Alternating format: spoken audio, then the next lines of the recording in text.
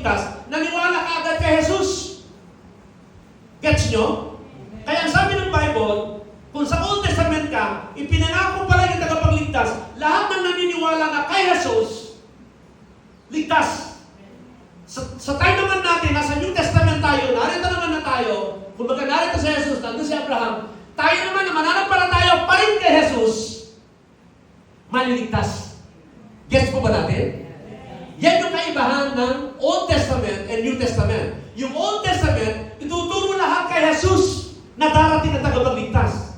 At nung dumating naman si Jesus, ang lahat ng nasa New Testament, ituturo din tayo pabalik kay Jesus ulit.